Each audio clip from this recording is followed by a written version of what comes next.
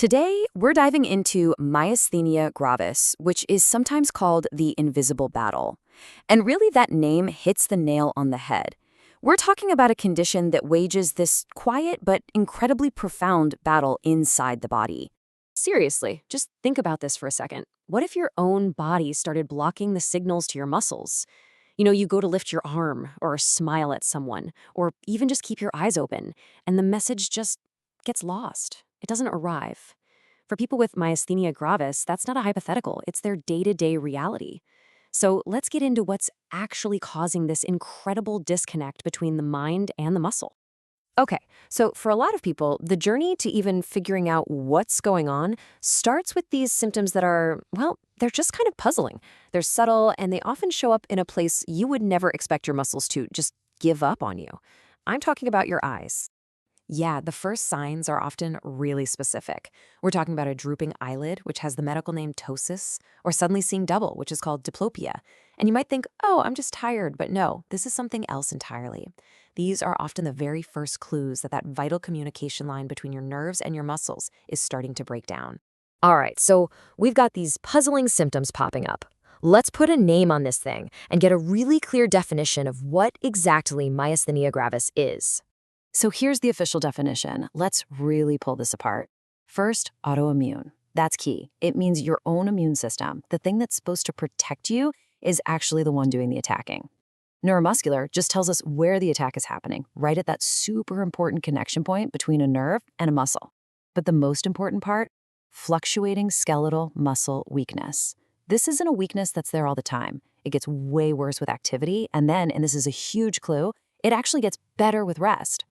Okay, to really get what's happening, we've got to zoom in, like way in. We're talking microscopic level, right where the nerve and muscle are supposed to shake hands. Let's first look at how the whole process is supposed to go, and then we'll see exactly how it all gets sabotaged. All right, so in a healthy body, this whole thing is like a perfect lightning-fast relay race. Step 1, your brain sends the signal. Step 2, that signal travels down the nerve, and at the very end, the nerve releases this chemical messenger called acetylcholine. We'll just call it ACH. Step 3, the ACH zips across this tiny gap and plugs right into special receptors on the muscle.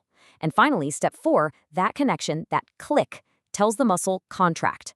It's supposed to be simple, super fast, and totally reliable. But here's the problem in myasthenia gravis. The body's own security team, the immune system, makes a huge mistake. It starts producing these, let's call them rogue antibodies. And what do these antibodies attack? Not a virus, not bacteria. No, they go after those absolutely essential acetylcholine receptors on your own muscles. And this comparison just shows it all so clearly. On the left, you've got a healthy setup. See all those receptors? They're open, they're ready for the signal. But on the right, that's the MG junction. Now, think of it like this. The receptors are like the ignition switches in a car, and the ACH is the key.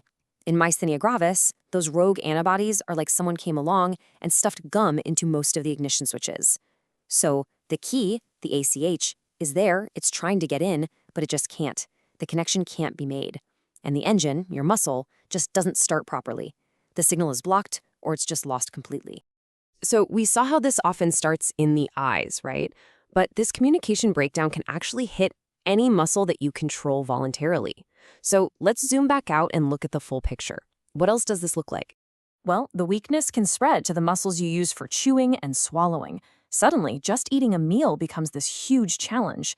It can mess with your speech, making it sound slurred or really nasal. It can weaken your neck muscles so much that it's literally hard to hold your head up. And of course, it can affect your arms and legs, turning simple, everyday tasks into something that feels absolutely monumental. And this brings us back to the single most defining characteristic, fatigability. This is so important. It's not like the weakness you'd see in, say, a stroke, which is just there and it's constant.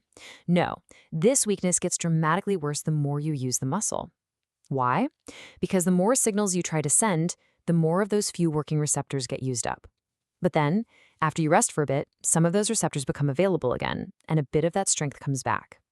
That pattern is the absolute hallmark of MG. Now, generally, the condition gets split into two main buckets. You have ocular MG, where the weakness is literally just limited to the muscles around the eyes. But for a lot of people, that can progress into what's called generalized MG. And that's when the weakness spreads out to affect the face, the throat, your arms and legs, and this is the really critical part, the muscles that you need to breathe. And that right there, that brings us to the most serious, most dangerous complication of this disease. This is the point when that fluctuating weakness stops fluctuating and turns into a full-blown, life-threatening emergency. We're talking about something called a myasthenic crisis, and it is exactly what it sounds like, a medical emergency, period.